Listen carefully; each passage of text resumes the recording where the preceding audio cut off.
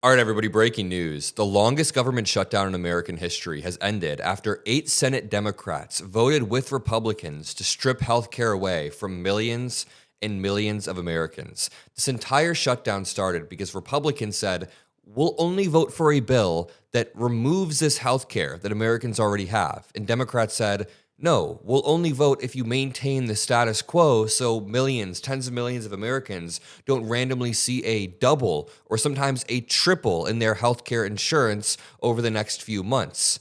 And that is where the impasse started. Now, the main reason why Democrats are mad at this deal, the majority of Democrats, everybody from progressives to even moderate Democrats, are saying, why did these 8 Democrats go over? The reason why it's so offensive is because Democrats had the moral high ground in this situation. Democrats were the ones who wanted to maintain the status quo of healthcare. There was no crazy ask.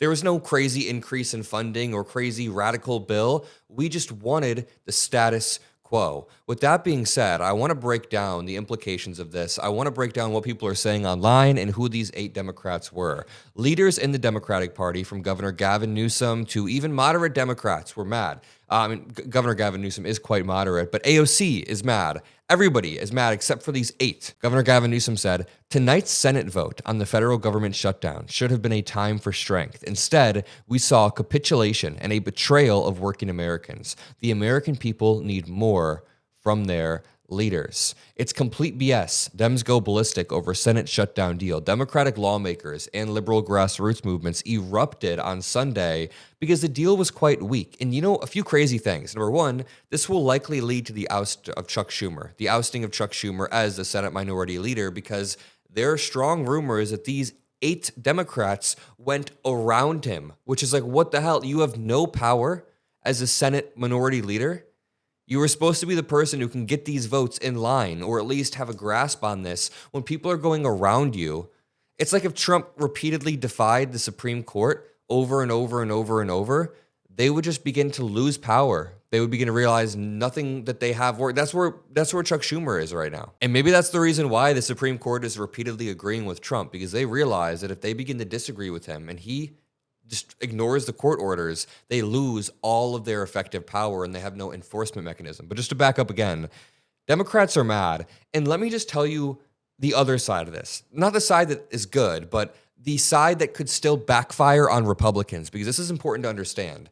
Democrats got no concessions here, nothing substantive other than one vote in December. But this vote in December is just going to be ended with Republicans voting no.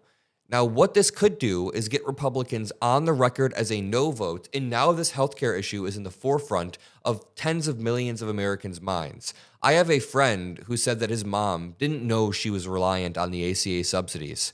She didn't know what the ACA subsidies were. She didn't know that she was relying on them until this shutdown fight began. Now it's at the front of her mind. Now she's wondering what's going to happen. She's rather apolitical, so she's just waiting to see what happens in December. And then she's going to realize, wait a minute, Republicans just voted to strip my health care away yet again. They've already done it 15 times now, and they're going to do it again in December. So this issue is at the forefront of millions of Americans' minds. I'm not saying that this was the right move for the 8 Democrats. Obviously, I've given my take on that, but I'm just saying there's still ways that we could spin this healthcare issue into a national win, and we have elevated it to a massive, massive issue. 8 Senate Democrats voted with Republicans on Sunday to advance a deal that would fund the government through the end of January.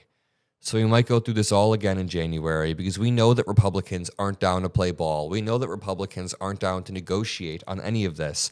The ask from Democrats was so simple. It was nothing crazy. The deal also involves passing a package of annual spending bills and includes the promise of a December vote, just a simple vote, on a Democratic bill to extend the Affordable Care Act tax credits that allow people's health care to be much cheaper. But the vote would be set to a 60-vote threshold, sources told Axios, making it unlikely for the bill to pass due to the same filibuster that Donald Trump has been wanting to terminate rather than giving health care to Americans. And that's the frustrating part, is that we had all of the leverage. We had all of the moral high ground. Donald Trump was so desperate to end the shutdown that he wanted to terminate the filibuster, literally go nuclear mode, rather than just allow Americans to have an extension, even a 1-year extension in these subsidies. Republicans are allergic to helping Americans with healthcare. Every single time Democrats get into power, we try to extend or help Americans' ability to have healthcare. I mean, like in 2010, Obama passed the Affordable Care Act. And 15 years later, it wasn't perfect, but it helped tens of millions of Americans. Republicans have had 2 trifectas since then, and they've spent both trifectas trying to remove the Affordable Care Act with no replacement whatsoever. It's absolutely absurd. And progressive groups were even more strident in their criticism, arguing that Senate Democrats voting for the deal took all the wrong lessons from last Tuesday's election results. That's what makes it all the more, harsh. Because Democrats were unified, they were winning the argument. We all just took a massive win on Tuesday as a Democratic Party. We won in multiple states, even red states, because Americans were like, what the fuck, Republicans? Why are you voting to cut our shit over and over and over? And now these 8 moderate, these 8, I don't even know. You can call them almost Republicans. One of them immediately went on Fox and Friends, fresh off of caving. Senator Jeanne Shaheen is going on Fox and Friends. What are we doing here? It's so incredibly shameless. This represents an old style of Democratic politics. If you watch my panel at CrookedCon that I posted like 2 days ago, we talk about this risk averseness bullshit where Democrats don't want to hold the line. Here are the names of the 8 Democrats that sided with Republicans to undercut the Democratic Party's position and expose every single crack in our leadership. I mean, maybe it's not all bad if Chuck Schumer, as minority leader, gets booted because he couldn't keep his caucus together. But, I mean, if you can't be the person who gets the votes like Chuck Schumer, you're donezo.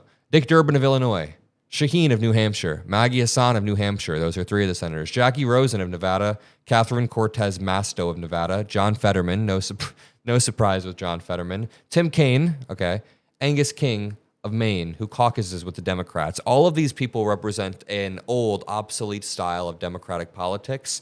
Republicans have been twisting the arm of Democrats for, 15 years now, trying to undercut Obama's position. For 15 years plus, they have been ripping up the rules. I mean, remember when Mitch McConnell said he wants to make Obama a 1-term president, meaning he wanted to just completely incapacitate him via Congress throughout a 2nd term. And then when Donald Trump wanted to appoint Merrick Garland to the Supreme Court, which, God, he would have been so much better as a Supreme Court justice than an AG, Republicans said, no, you can't do it in your last year. But then when Ruth Bader Ginsburg died, with like 3 months left in Trump's term, they said, fuck that, we're going to go ahead and appoint ACB. The absolute most absurd undercutting of the rules, and then it accelerated throughout the Trump era. Now, for the first time, Democrats were fighting back in a satisfying way. People were seeing what was happening. People were seeing that the Republican Party wants to take healthcare away. That manifested in Tuesday's election just a few days back when people blew Republicans out. And now, these 8 Democrats right here didn't get the message. We'll see what happens. Maybe we can mount primary votes against people like Chuck Schumer. There are rumors that Chuck Schumer was against this. He was trying to get his caucus together. But again, if you can't be the person who gets the votes in line, you can't be the person who leads, you shouldn't be the Senate minority leader.